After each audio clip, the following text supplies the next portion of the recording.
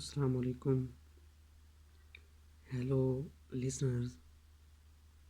आज हम देखेंगे how to attempt a paper in exam.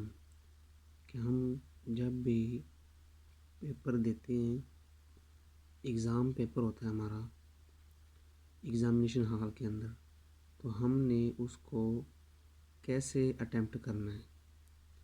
तो आइए हम एक वेरी सिंपल और एक बड़ा ही कॉम्प्रिहेंसिव मेथड देखेंगे, जिसमें पेपर को अटेम्प्ट करने का जो मेथड है वो हम देखेंगे।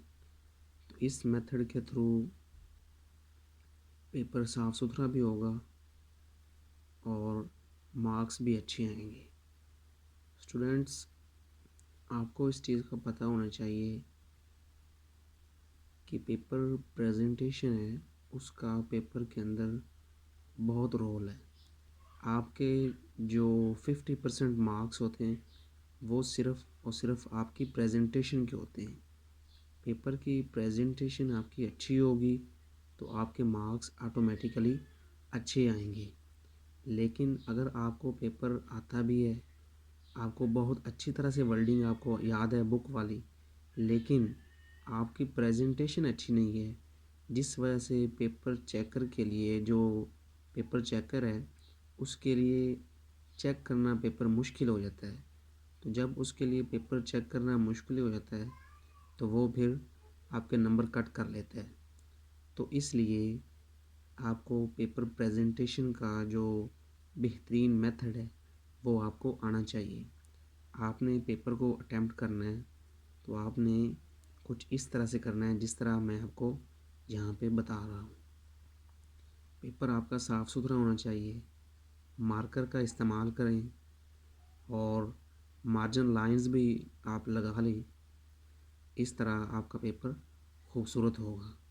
लेकिन आपने अपने पेपर को जब प्रेजेंटेशन पेपर की बनानी है तो प्रेजेंटेशन बनाते वक्त आपने इस चीज़ का भी ख्याल रखना है कि आपके पास टाइम कितना है और आपने कितने टाइम में अपना पेपर कंप्लीट करना है।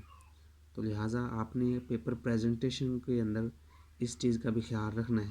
ये ना हो कि आप पेपर की प्रेजेंटेशन तो बनाते रहें लेकिन आप अपना जो लिखने वाला टाइम है वो सिर्फ प्रेजेंटेशन पे ही लगा दें।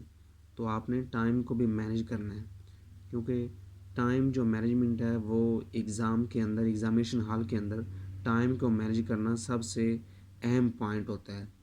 तो आइए देखते हैं, आप इंशाइया जो पार्ट होता है पेपर का वो सॉल्व करने लगे हैं। तो सबसे पहले आप मार्कर का इस्तेमाल करने के लिए मार्जिन लाइंस लगाएंगे। फिर आप लिखेंगे सब्जेक्टिव टाइप या subjective part of the paper. ये सब्जेक्टिव पार्ट आप सॉल्व करने लगें तो उसका क्वेश्चन नंबर 1 जो होता है वो शॉर्ट क्वेश्चन का जो सेक्शन 1 है वो आप सेक्शन 1 लिखेंगे, जिसमें आपका क्वेश्चन नंबर 2 होता है।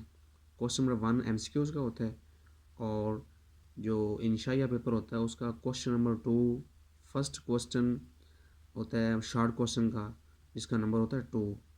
तो आपने क्वेश्चन नंबर 2 लिखना है। यहाँ पे देखते हैं, फ़र्ज़ करें क्वेश्चन नंबर 2 है और उसका पहला पार्ट है, आपने उस पार्ट को भी यहाँ पे मेंशन करना है। तो क्वेश्चन नंबर 2 का पहला पार्ट डायनामिक इक्विलिब्रियम।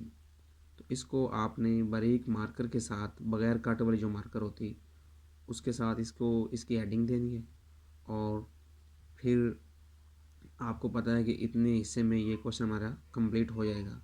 तो इसी तरह आपने पार्ट नंबर 2 और सो ऑन, इस तरह पार्ट नंबर 3, इसी तरह आपने पार्ट के जो नेम है वो यहाँ पे मेंशन करने हैं, पार्ट नंबरिंग मेंशन करनी है और फिर उसको जो बग़ैर जो कट के मार्कर होती है उसका इस्तेमाल करते हुए उस क्वेश्चन का जो नेम है, उसने डायनामिक इक्विलिब्रियम के बारे में पूछा है कि व्हाट इज़ डायनामिक इक्विलिब्रियम। तो आपने उसको मार्कर के साथ लिख देना है और इसको आपने कट मार्कर के साथ अंडरलाइन कर देना होता है। जो आप डेफिनेशन लिखने जा रहे हैं जिस क्वेश्चन की, उस क्वेश्चन की हेडिंग देने के बाद उसको आपने कट मार्कर के साथ अंडरलाइन भी कर देना है। तो ये भी पेपर प्रेजेंटेशन का एक बड़ा अहम रोल है। इसमें इसमें आपका पेपर जो है वो एक बड़ी खूबसूरती ज़ाहिर होती है आपके पेपर से, जिसकी वजह से आपके नंबरों पे ज़्यादा इफ़ेक्ट नहीं पड़ता, आपके अच्छे नंबर आते हैं। तो इसी तरह पार्ट नंबर 2 है जिसमें आपके उसने पूछा है कि थर्मल एक्सपेंशन से क्या मुराद है। तो आपने थर्मल एक्सपेंशन की हेडिंग दी और हेडिंग दे के आपने उसके नीचे लाइन लगा दी, उसको अंडरलाइन कर दिया। लेकिन आपने ये चीज़ याद रखनी है कि जब भी आपने इस तरह पेपर बनाना है तो क्या करना है, तो एक चीज़ जो इंतहाई अहम है कि जब आपका शॉर्ट क्वेश्चन कंप्लीट हो जाए तो कंप्लीट होने के बाद आपने क्वेश्चन के एंड पे लाइन लगा देनी है कि यहाँ पे ख़त्म हो गया है। तो इस तरह उसको चेक करना। तो इस तरह जब आप लाइन नीचे लगा देते हैं उस इस तरह पता चल जाता है यहाँ पे आपका क्वेश्चन जो एंड हो गया है। तो इस तरह एक पेपर की ओवरऑल पेपर आपने इसी तरह अटैम्प्ट करना है। तो ये पेपर की प्रेजेंटेशन है, जो एक प्रेजेंटेशन का बेहतरीन मेथड है। तो डियर वेज, अगर आपको ये वीडियो अच्छी लगी हो तो ज़रूर चैनल को सब्सक्राइब कीजिए, बेल आइकन को प्रेस कीजिए और लाइक कीजिए ताकि आइंदा आपको इस तरह की इंफॉर्मेटिव वीडियोस मिलती रहें। शुक्रिया।